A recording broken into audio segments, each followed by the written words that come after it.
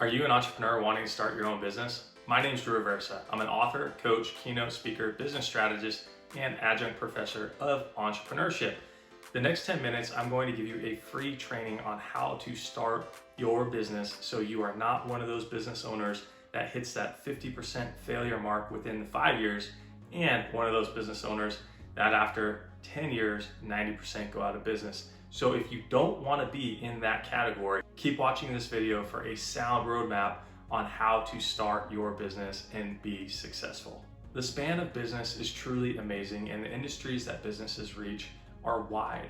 When you think about business, you can think about your first lemonade stand perhaps when you were a kid in high school, selling the basics of sales, all the way to starting a restaurant franchise with multiple locations or a nonprofit doing social good.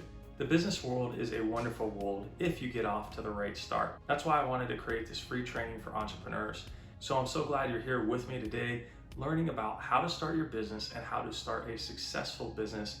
I will be giving you key things that you can focus on to start, grow, and ensure your business is successful. And in addition to ways that you can be successful, I'm also going to point out some of the things that people overlook when they're starting their business, so that way you are successful and you don't hit any of those landmines that are out there that could potentially ruin all your efforts and be very, very costly.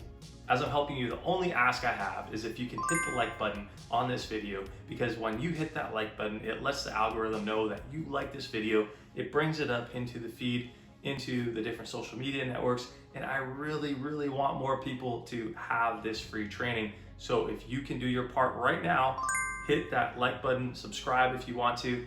Thank you so much. All right, so let's get going. The first thing to starting your business is to determine your purpose. Why do you want to start a business? What are you hoping to get out of starting this business? How big is this business going to be in your mind in the ideal state? When the ideal state, I mean this: once you're up and running, you have capital, everything. What does this business look like to you? And understanding your purpose will help you enjoy the business. I can't tell you how many business owners I meet that either love their business, they love doing what they're doing, or they hate it. They have problem after problem and they can't wait for this thing to go away. They can't wait to sell their business. So you have two choices starting now. Be that business owner that has a clear purpose, a clear mission in this world as to why you're starting this business in the first place, because it's a choice. You can either stay doing what you're doing, be an employee, or be an entrepreneur and take the risk to start something. So let's figure out your purpose. And what I want you to do is write down why. Why am I starting this business? What do I want to get out of starting this business? Who am I serving doing this business? Who are my customers? Who are the people that will refer us? And who are the people that may not want to come to us in our market, right? So we need to understand how viable is this business alongside our passion and our purpose and our mission as entrepreneurs.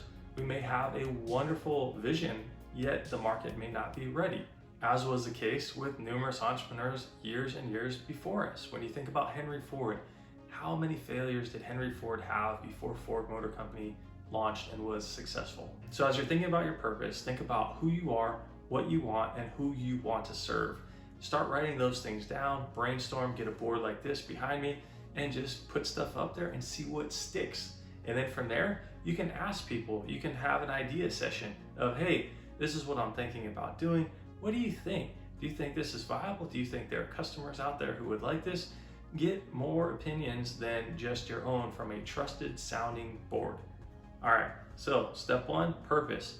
Step 1.5, go to my website with this link right here, and you will get a free copy of my business book, Grow It Now. You can also buy it on Amazon if you want the paperback for $9.95, but a free copy right now on my website, drewaversa.com, and you will get a free copy of the business book that I use with all my clients, starting them from step 1, like we're just doing, all the way to executing their business and growing their business. It's a great book. Hit the top 100 on Amazon new releases out of the millions of books out there on Amazon.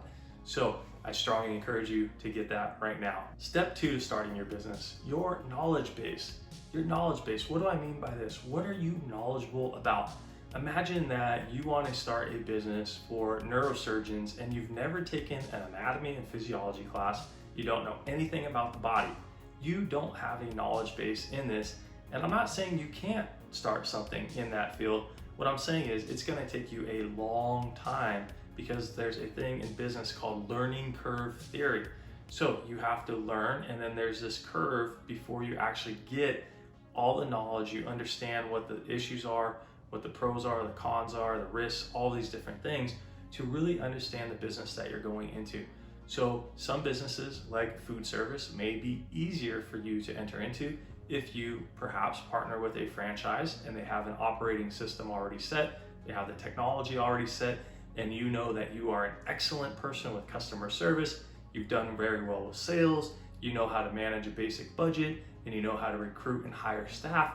That might be a wonderful business for you to go into, where perhaps you don't know everything about food service, but the people you're partnering up with, they do. And you're bringing your knowledge base with their knowledge base to form a meaningful partnership and to move forward starting a business where you are your own boss. And here's why the knowledge base is key. Statistics show that within the first 5 years, 50% of small business owners fail. They go out of business. All of the money, all of the hard work, and let's face it, sometimes when you lay out quite a bit of money, depending on the business that you're in, it might take you past 5 years to recover that amount just to break even with your startup costs, especially if you're going to a brick and mortar retail environment with build outs and things like that. So it's very important to be mindful in your startup costs and your knowledge base. If you're thinking about technology also has risks. To build product is costly at times if you are not a product engineer. If you don't know how to build the technology, let's face it, you're going to have to go out there and hire somebody who knows how to build the technology. That can be expensive as well. E-commerce stores are also not cheap to do right with SEO, with getting on the top of Google. I always say it's like online real estate. You have to pay money whether you are in a brick and mortar shop or you have to pay money to Google, Facebook, all the different social media companies that are out there to get to the top. Even on Amazon, you see all those ads that are sponsored ads bringing their products to the top. So making sure you have a knowledge base in what you're doing is key to launch successfully and to also minimize potential risks down the road. If you don't have the knowledge, but you have a general idea or you have some different strengths to bring to the table, partnering with the right franchise, with the right other entrepreneur, that can be extremely beneficial because now you are sharing your knowledge base. The third tip for starting your business, marketing and revenue. Whether you're a nonprofit or a for-profit, you have to have revenue.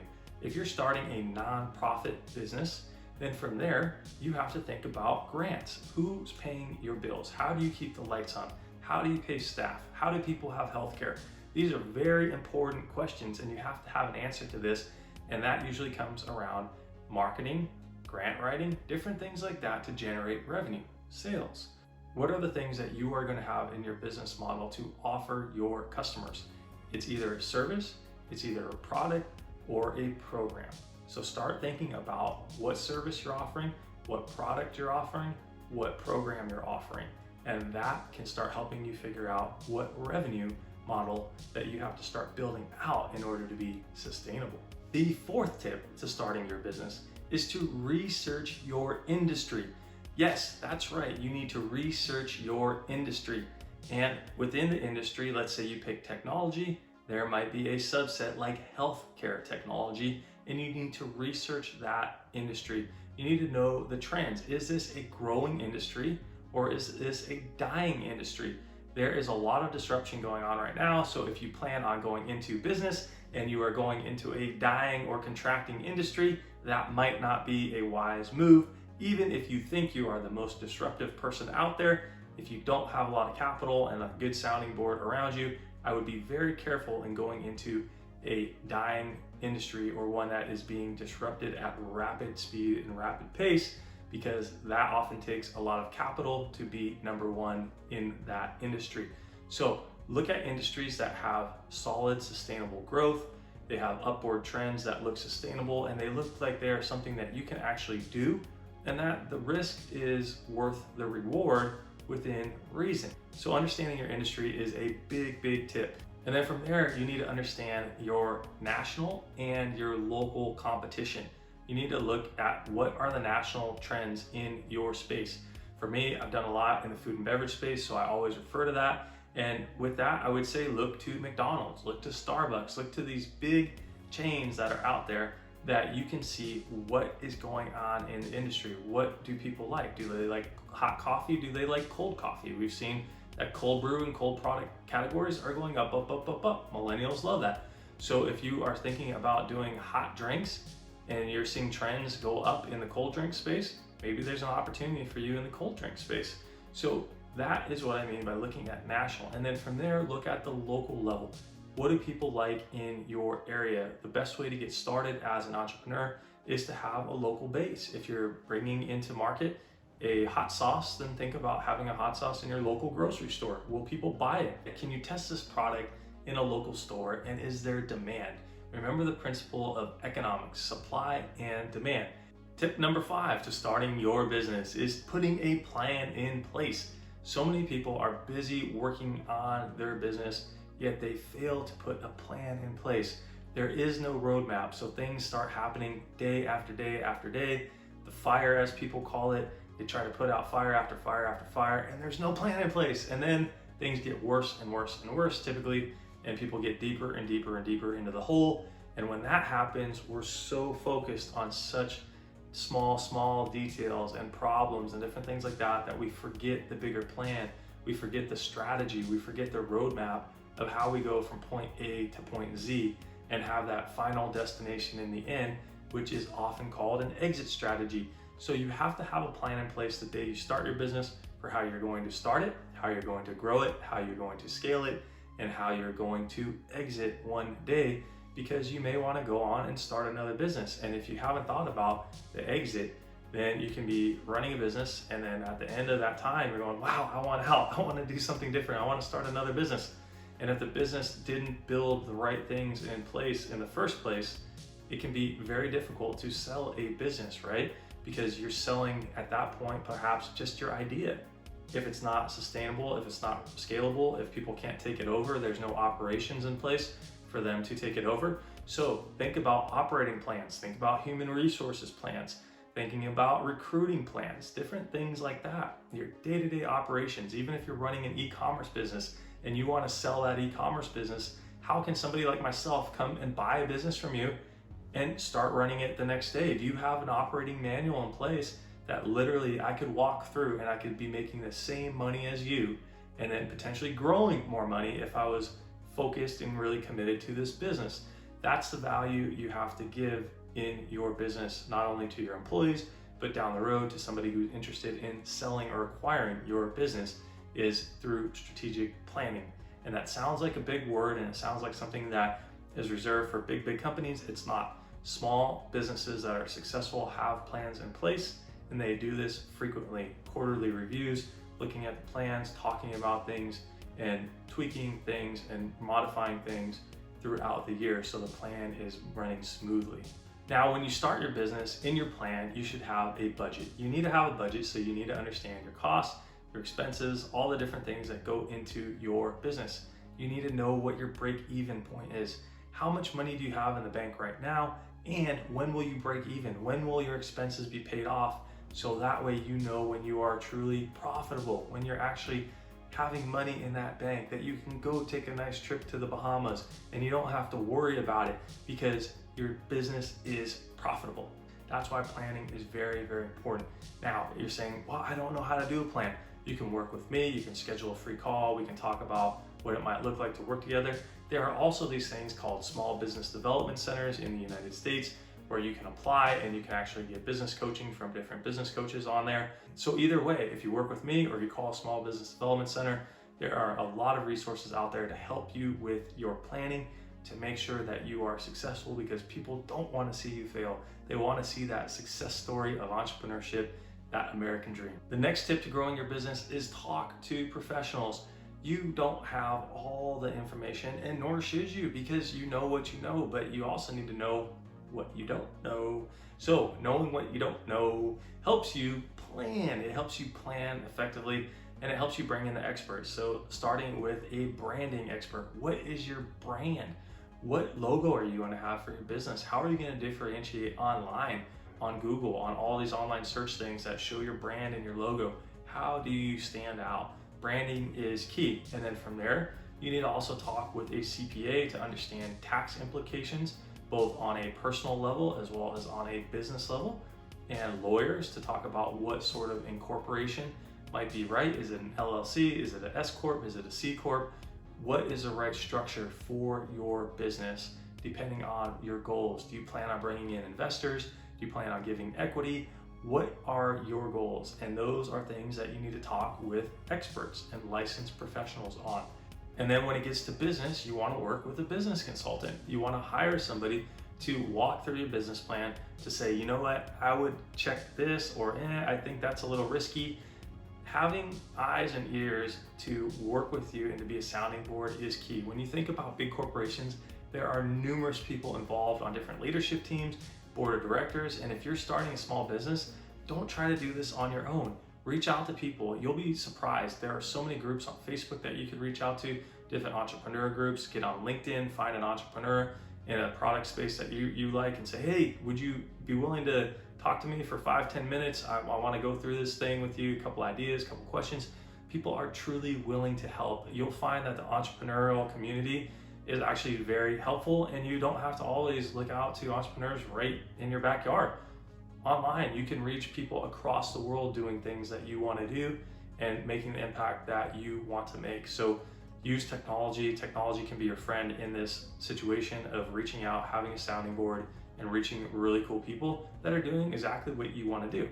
And here's the money tip to growing your business. As an entrepreneur, you may have to lay out some money because odds are your business does not have a track record, and perhaps you as an entrepreneur don't have a track record. Now, I'll say that there is this thing called other people's money, OPM. OPM are banks, are private investors, angel investors, different forums through maybe your university that have access to people and capital that can help you grow. So researching other people's money is extremely helpful because it reduces the amount of money that you have to bring out of your own pocket, so that way you have more money to live, because when you're starting a business, you need to have money to live. So when you hear about other people's money, OPM, that's what we're talking about in business, is what sort of funding is out there through all the different channels, all the different resources that are out there. People use Kickstarter campaigns, people use GoFundMe. There are all sorts of ways out there to raise money right now to get ventures lifted. And video marketing is one of the best things. You can have a short video explaining, hey, I'm Drew, and this is what I'm here to do today. This is my business, or this is my product that I got made, and this is blah, blah, blah, blah, blah, blah, blah, and we want to do this, and we need to raise $10,000 in order to have the plan come forward. And the plan is an online business, e-commerce, this, that, and buying 1,000 units of this product that we can start selling right here to you right now today, because we've already proven that 20 people love this product and have given it great reviews. If you do something as simple as that, you have the ability to reach more people and to reach people who have money to help you grow and scale your business venture. And lastly, there are a lot of people interested in technology. Venture capital is not that easy to get. Venture capital firms get hit up with a ton of people. So really start thinking about who you have in your network, ways you can do what I just mentioned with the video, Kickstarter campaigns, different things like that to show proof of concept. Venture capital firms want to see your proof of concept. They want to know that this is actually a viable thing and that you're really committed before they give you millions of dollars. Wouldn't you do that with somebody who wanted $1 million? I would. So get started researching other people's money, OPM, and make sure you manage your money extremely well so that way you can live. You're not starving, you're not broke, and you're not living under a tree trying to start an amazing business, because you'll have this other thing called stress. And entrepreneurs do have a lot of challenges with mental health, with stress like that, because it's very stressful managing all these different pieces. So do take care of yourself. So we've covered some of the basics that you need to do to start your business. 1, figuring out your purpose. Next, putting a plan in place, having money to start this business, having a proof of concept, having a brand, having the legal structures in place to get going. So now you should be at this point where you're thinking, I'm either starting this business or I've done the research and I'm not. There should be that why in the road where you take action, and you take action either one of two ways. You say, nope, I'm not doing this. It's not the right time. It's not the right business model. Or yes, I'm going all in. I'm doing this step by step. I have a plan in place. So congratulations, you're an entrepreneur. You just decided you are starting your business. That's freaking awesome. Woo, woo. I'm here for you, team. So what's next? Well, what's next is you should start working with somebody to figure out how to get your business going in the right direction. And as you're doing that, you want to start evaluating your efforts. Are the hours that you're putting in working? If you look through the lens as a business leader and not as somebody who just has a dream and you're trying to fulfill this dream, you will have more success. And you have to modify, you have to tweak, you have to innovate throughout the course of your business. You have to change things. Things change in business all the time, whether it's an online business or whether it's a brick and mortar business. Things are constantly evolving and changing in today's disruptive business world. Take a time out quarterly for strategy, put it on your calendar, put planning sessions in place, put a leadership team time in place where you can carve out time with people on your leadership team, go for a hike, have those candid conversations of what's working extremely well, what are the gaps, what am I not seeing. Be a humble leader and let people tell you things that you may not want to hear, and that will also help you be more successful. Because if you're one of those leaders that doesn't listen to people, or people are afraid, they're intimidated, they don't want to talk with you, then you will have gaps in your business that inevitably will cause a lot of problems. And really, at the end of the day, that's on us as leaders to listen to our people and to have sounding boards, to go out in the field, to know what it's like. If you're running a restaurant, how fast can people chop tomatoes? What tools do they need? Different things like that, right? Be a leader who never forgets where you came from. Be a leader who is always out there trying to make it better for the people who are helping you in your success with your vision. Remember, people need jobs, and when you're an entrepreneur, one of the biggest responsibilities we have is to create a culture of trust, a culture of caring, and a culture of confidence where people are confident in our leadership abilities, our skills, and the way we treat people. So get out there, go start your business. Congratulations on being an entrepreneur. And if you need anything, here is a link to my website. Here's the business coaching form. You can literally start this form and then schedule a coaching session with me one-on-one. In that hour, you will get a ton of actionable advice that you can start rolling out today to grow your business. Really proud of you. It takes a lot to be an entrepreneur. It takes a lot of grit. So go congratulate yourself today. If you haven't done that, go take yourself for a nice walk, self-care, whatever it is, and just know you're right on track. You're right where you need to be, researching, learning, doing all the things that I've done, other entrepreneurs have done, spending hours on YouTube trying to figure out, what the right way is to start, grow your business, and make sure it is successful. And with that, make it a great day.